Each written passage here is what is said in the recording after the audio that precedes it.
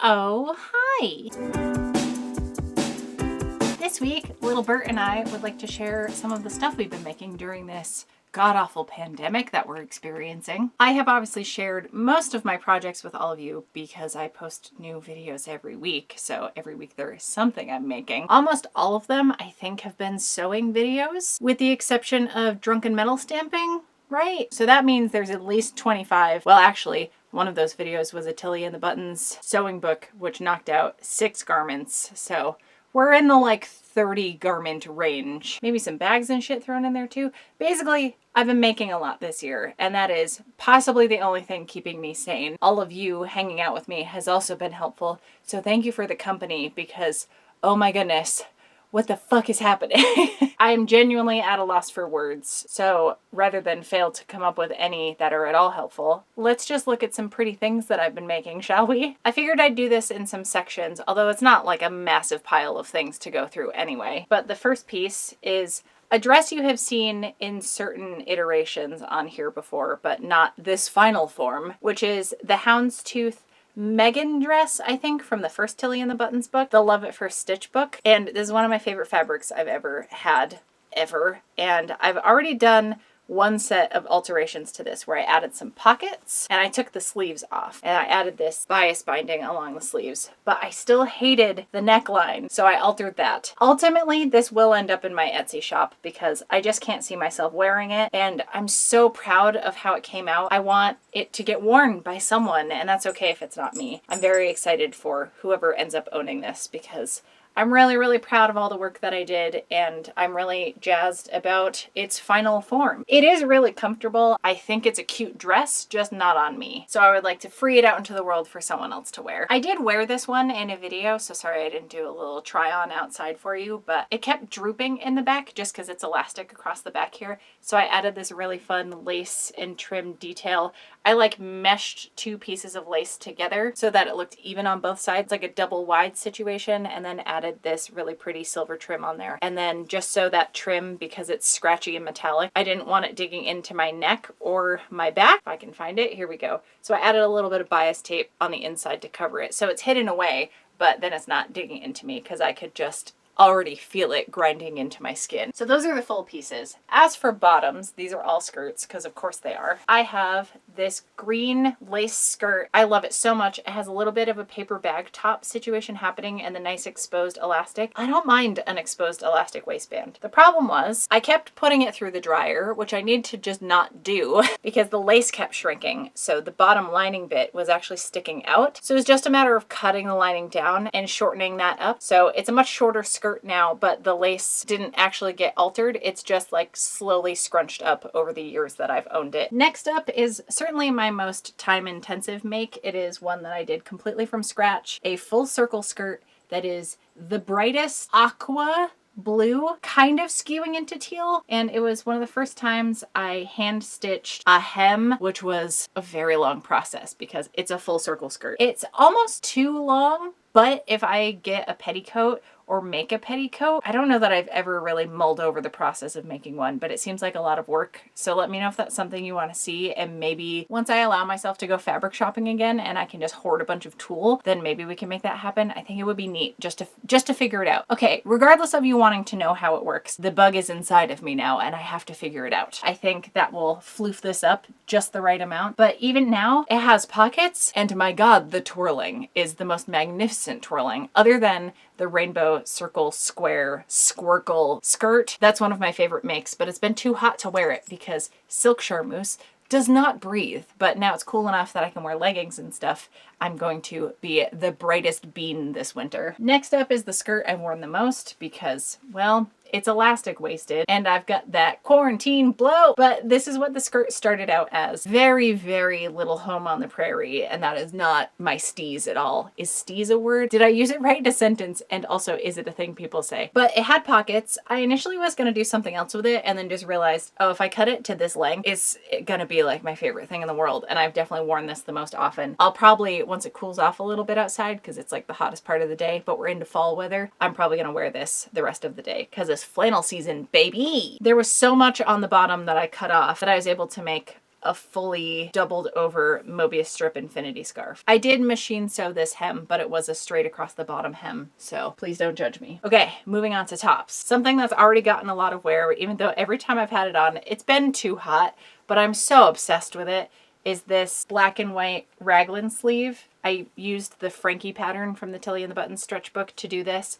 So this is my second raglan sleeve, but I actually did longer sleeve. Not quite 3/4, because there is a pattern to do full length ones, but as we have already learned through me bitching about it all fucking year, I have to have shit above the elbows unless it's really cold and then we go full sleeve, but I need it to be like proper length long sleeve on me, where I just knew I was going to prefer having half sleeves on this. This is actually fabric that David sent me. Thank you so much. There's still so much of this. I've barely touched the surface on this bolt because you essentially sent me a whole bolt, which I'm so grateful for because this is like very me. We're into black and white stripes so I can live my Hot Topic fantasy dreams of my 16-year-old self, but like slightly more mature. When you have varying size stripes like this, I feel like it's a little more adult, right? But this is literally a shirt I bought when I was 16. It's a band that had a very, very large impact on me. Not like their music or anything, but it was a local street punk band I used to go see a lot. It led me to a lot of people that I am currently very close with, including my partner, in a butterfly effect kind of style. So technically it is because they added me on MySpace that my life is what it is. Take that for what you will. I just think it's fun, and that's the kind of shit I think about when I'm wearing that shirt. Also, skee ball is one of my favorite things in the entire universe. If I was ever to win like $1 million, I would both want a tiny house just in the middle of the woods somewhere, but also have maybe a separate shed where I could have my like sewing studio and storage for all the costumes I wanted to make and all the machinery I would need to do that, as well as have just one single skee ball thing. Maybe have two side by side so that I can kick my partner's ass, because it is one thing that I'm very good at. Although obviously I have not been to any arcades this year. I'm probably a little rusty, but skee ball's the best. Next up is one of my very last fast fashion purchases. I bought this at Walmart years ago. I mean, 4 or 5 years ago, I think. It had longer sleeves, but definitely at an annoying spot. It is a Raglan Style top, and I just wanted some like Quidditch jersey vibes, but also have pretty neutral colors. But it was too long and the hem was really bulky, so I cut it down, and what I did with both the sleeves and the bottom here is I just serged it and then turned it under once because it was just sitting weird. I don't know, something about this knit material,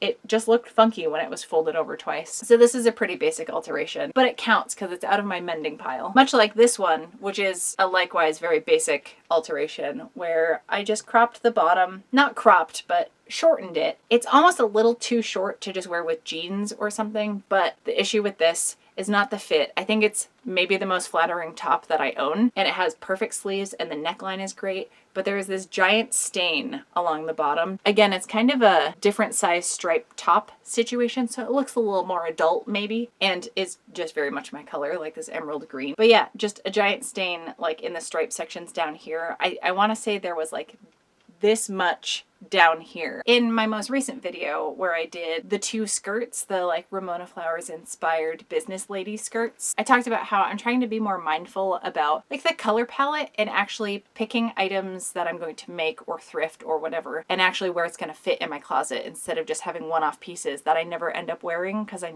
never have a thing to go with it. And I can comfortably say I think I have found my preferred color palette, because this is just what my favorite clothes look like, are kind of neutral black or gray, sometimes into the green. This is a little bit warm of a green for me.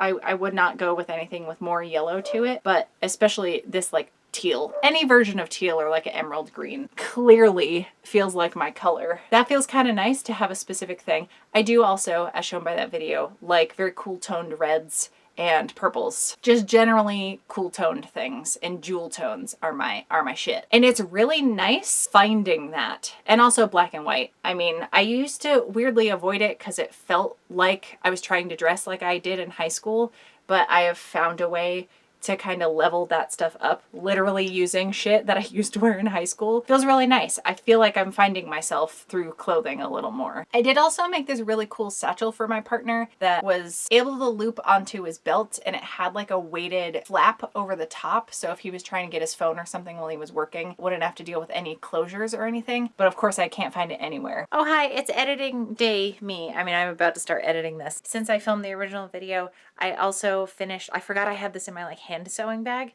but I finished a skirt. I haven't even actually looked at it in a mirror yet. I'm very excited. This is the original dress that I cut up, and now this is it just as a skirt. Oh, it fits perfect. Oh my goodness. And the pockets, oh, I still have my thimble on from putting the buttons on. It had those yellow ones, which I had swapped out from the original dress because I thrifted it and then added a bunch of cool stuff to it. But yeah, I took the yellow bits off of here and added plain black buttons. I know that makes it more boring, but I don't have any just plain black skirts. And now this is going to go with pretty much everything I have in my wardrobe. So this is one I've been meaning to do for ages, is do something with that original dress. And yeah, I'm going to wear the shit out of this. So sorry if the audio and like lighting and stuff is a little whack for this bit, but I couldn't not share this with all of you because I'm very excited about it. And yeah, back to whatever other bullshit. Oh, I get ranty. Prepare yourselves. So here comes the accountability part, right? So I'm going to show you what's left in my mending pile, and I want to have these done by the end of the year. I would ideally like to have them done by like end of October, especially because some of it is material for skirts I want to put up in my Etsy. So let me show you what is left, and then feel free to pester me and remind me like, hey, get your shit done. Because inevitably, as mending piles go, stuff is going to end up back in there, but I've never been so close to having everything in it done. Let's take a peek. There's nothing to be embarrassed about. I've gotten so much shit done, but still the fact that there's like stuff I want to have done that isn't done is bothering me, but there's just not enough hours in the day. And you know, I have to be okay with that. Okay, here she is. This is actually a shirt that I'm probably just gonna put back in my closet. Actually, you know what? This is gonna go back in my closet. I only wear it around Halloween time, and it's not particularly well made. I was considering redoing some of this stuff, but I don't have material at this current juncture in time to make the back look like what I want it to. So I'm just gonna let it exist as is for now. This is part of a t-shirt that used to be like a hooded t-shirt thing. I did a very bad job. It was one of my first sewing projects. I used like woven material for the sleeves, and it just wasn't good. I didn't fit it very well, but it's one of my favorite logos from one of my favorite bands. So I will eventually use it for something. I'm considering just moving this over to my t-shirt bin, but I'd like to do this sooner than later, and I know I'm not going to open that bin for a long chunk of time. This needs to stay here to remind me to work on it. These here are shirts that need to go back in that bin because I'm not going to do anything with these for a while. I actually think one of these is just a plain black t-shirt that I got at a thrift store for like 50 cents just for extra material. This pile here is, as I mentioned, material that I want to make into skirts for my Etsy shop. I have previously done a video on making a skirt for myself out of this fabric. It's just a really good border print, and I have enough to do one close to my size and then one that'll be like a 3 or 4 XL. Yeah, I just need to actually make them. The reason I'm not touching the backpack and why we're not going to talk about the backpack, that is going to get moved once I have the rest of this cleared out. It just fit here for now. Everything in here is stuff that I want to duplicate for myself, but they are more involved projects, and I will eventually get to them, and this is also something you can hold me accountable for. I would like to, by next summer, have all of this stuff duplicated and made patterns off of it. I really want to learn more about pattern making and fitting stuff to myself, and like really figuring out how to even do the trial runs with mock-ups, because I've never really done mock-ups before. So that's why I'm waiting to do those, because I don't want to cut any of these up until I'm for sure going to be able to actually duplicate them. Next, I have this houndstooth skirt. It's really warm. It has this pretty unflattering waistband and just not the most flattering shape. I'm honestly just undecided if I'm going to keep it as is or if I tweak it into a different style skirt. Or an idea I had, and please let me know your thoughts, is cutting the band off of here, folding the whole thing in half. So then I'd basically have a really cozy infinity scarf, because y'all know I fucking love infinity scarves. And I don't actually have many that are kind of a more neutral color thing like this. And I mean, I love houndstooth. I wear a lot of it, and I think a black and white infinity scarf would serve me well, and this will be a nice warm one, but that also feels like the easier option. So of course I'm more drawn to that. This shirt here, I'm going to make into 2 square panels that are going to be interfaced, and I'm going to make it into a removable pillowcase for my best friend. She doesn't watch these, so this isn't going to be like a spoiler for her, but this is from one of the first concerts we went to together, and actually the tour dates are on the back, so I'm curious what the date was. April 6th, 2007, Hampton Beach. That was, yeah, one of our first shows together. I remember waiting in the cold with her outside the venue because it's at the beach, as the name implies. And we went in February to wait at the box office in person when the tickets went on sale, because that's what you did back then. And it was just an amazing time. So yeah, I have a pillow form already set aside to do this. It's just a matter of making it into a square panel using the Raglan sleeves and shaping it up so that it looks not like shit. And yeah, making it into a little pillow for her for Christmas. And then the very last thing in my mending pile are these zipper sleeve t-shirts I made. One of my early like 2013, 2014 sewing nerd videos was making these shirts with the zipper sleeves. What happened though is in my head, these would come apart, but me being an idiot didn't even occur to me that you need separating zippers to do that. This is how new to sewing I was when I did these. So I've now acquired a bunch of short separating zippers, which were gifted to me by my fairy god Cheryl. So thank you for those. They're definitely getting used. But what inspired me to redo these, because I do wear them as is, Alyssa has asked about Picc line friendly tops, and I've been mulling over some ideas. I'm sorry I haven't done anything sooner, but this is the one that comes to mind. So I'll talk about it more in the actual video I'm hoping to do. But if you have any other thoughts on that, anybody else that needs more disability friendly clothes, like let me know, because it's something I would like to work on and just help as many people as I can. It's something I don't deal with currently in my life, so it's not something I have really put much thought into. It's something other people have to deal with, and I would like to be more mindful of other people. God forbid I try to be empathetic in this world. So yes, I am cheating a little bit because some of these are getting relocated to other places. If you remember from the room tour I did sometime this spring, you will know how much stuff was in there, and I've cleared so much of it out, and it's just not weighing on my head all the time because I see it. It's like something I'm facing every time I film. And also, I've been better this year than ever before about doing projects kind of just for me. Like, yes, I'm showing you the teal skirt that I hand sewed and made from scratch, but at first when I was working on it, I felt guilty for not filming it. Sewing is my favorite thing, and it is still my hobby, but I haven't let it be that in a long time. So I just let myself have fun making a thing, and then I wasn't stressed about if it got fucked up. I not only wasted the project, but wasted, you know, a video, and I still had to come up with something to do that week. Projects like this also get to happen because I get the support that I do, my Patreon. So thank you all so much, because you're literally facilitating my creativity and my skill building and my joy, especially during a year like this. I likewise can't put into words how thankful and lucky I am that so many of you care so hard about me doing my thing. Yeah, I just thank you. I'm clearly very eloquent. Ooh, and okay. Speaking of not eloquent things, I am certainly imperfect in my allyship. I'm trying every day to be better in how I navigate the world and space with other people, and trying to use whatever platform and privilege that I have for good. So I would like to once again denounce all the shit that J.K. Rowling is saying, because what the fuck is with that woman? I don't understand. Don't let her ruin Harry Potter for you. Don't support anything that gives her money. I know there's a new Harry Potter video game coming out, but like, fuck all of that. Don't go to the theme park. Don't buy any of her licensed shit. Support fan creators. Support trans fan creators. I will link in the description to resources for supporting Black trans cosplayers, which actually leads me to my creator recommendation for this week. He goes by Kai Raid on Instagram, and okay, I am trying to learn about anime. I know very, very little. I know like a couple Studio Ghibli things, or is it even Ghibli? I don't know. I really like Scott Pilgrim, but that's really the only manga, oh my god, I'm fucking everything up, that I have really, really gotten obsessed with. Now, I like a lot of comic books, not superhero comic books though. I mean, there are some comic books that I like that involve superpowers, but not Superman shit. I just don't care.